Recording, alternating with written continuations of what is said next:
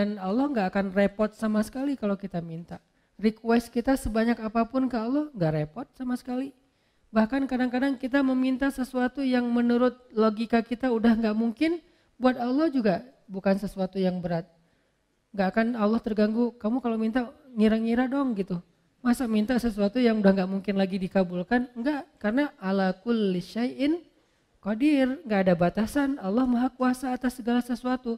Justru dengan meminta kita lagi belajar iman loh teman-teman. Meminta itu belajar iman, kayak kita lagi mau jalan, naik kendaraan atau naik pesawat. Begitu dia mau take off, Bismillahirrahmanirrahim, ya Allah mudah-mudahan selamat kalau bahasa kita ya.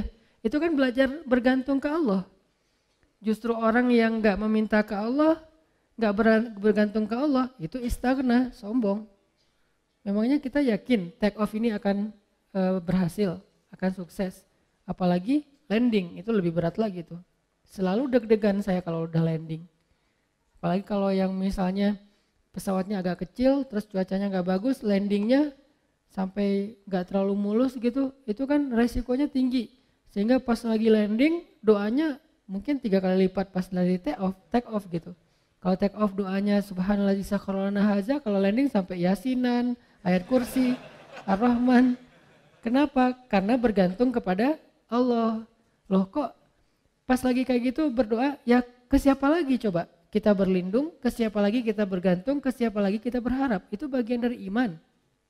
Jadi makin sering berdoa, kita makin sering belajar gantung, kayak manja gitu ke Allah. Dan emang harusnya kayak gitu, manja banget sama Allah. Ya Allah nih gimana ya?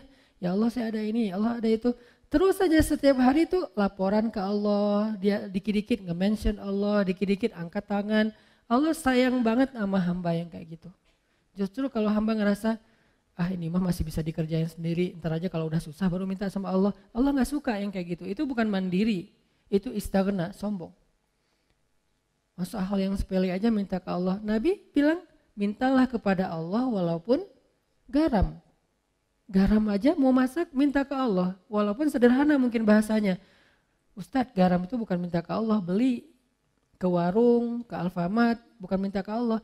Mungkin beli bisa juga dapat garam dengan seizin Allah pastinya. Tapi kita jadi nggak belajar iman, kita jadi nggak dapat pahala. Apa susahnya sih tinggal bilang ya Allah ini kurang garam, Bismillah, jalan aja nyari garam. Dapat garam, ada 2 orang, yang satu beli garam di warung tanpa Bismillah, yang kedua beli garam di warung dengan Bismillah. Dua-duanya dapat garam, tapi yang kedua dapat plus pahala, iman, makin disayang sama Allah. Siapa tahu lewat masakan yang dia masak dengan Bismillah itu rasa cinta Allah tanamkan dalam hati suaminya. Kalau belum punya suami, siapa tahu itu calon mertuanya. Kan kata Nabi, di balik nama Allah selalu ada kebaikan kan? Jadi kalau kita bilang Bismillah nggak ada ruginya. Tinggal kita bilang, ya Allah kurang garam, Bismillah, cari aja garam di warung. Yang kedua, dianggap itu mah nggak perlu Bismillah juga dapat, yang namanya garam gampang carinya.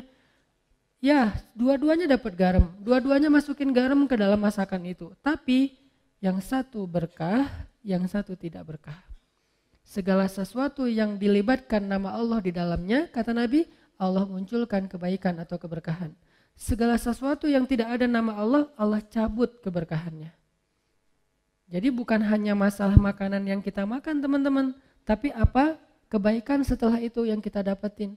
Sehingga kalau misalnya kita ngerasa mampu pun secara logika sederhana, mudah, tetap pakai nama Allah. Tetap minta sama Allah. Karena yang kita minta bukan yang mudah itu doang, tapi apa yang setelah itu.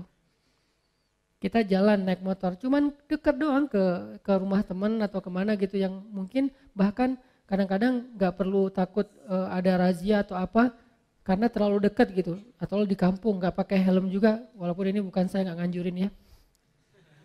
Kan banyak tuh realitasnya kayak gitu ya. Lupa bismillah, giliran yang jalannya biasa pakai razia. Bismillahirrahmanirrahim, bismillahirrahmanirrahim, la haula wala quwwata illa billah. Auzubillahi min polisi misalnya. Sampai doanya macam-macam gitu kan ya. Kenapa? Karena dianggap itu beresiko. Giliran yang ringan-ringan enggak. Jangan lihat itunya doang, lihat apa setelahnya.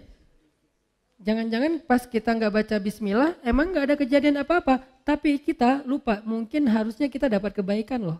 Tapi gara-gara enggak baca bismillah, kita enggak dapat kebaikan. Walaupun enggak dapat musibah. Siapa tahu pas lagi kita jalan, harusnya tadi Allah udah naruh kayak kita main game kan suka ditaruh kayak bonus-bonus gitu, nyawa atau apalah ya. Terus kalau pas lewat nyamber dapat naik gitunya nyawanya, dapat 1 strip, dapat 2 strip. Nah, kalau nggak baca bismillah kita nggak dapat itu, tapi pulang tetap selamat. Akhirnya kita pikir nggak ngaruh juga nggak baca bismillah, nggak.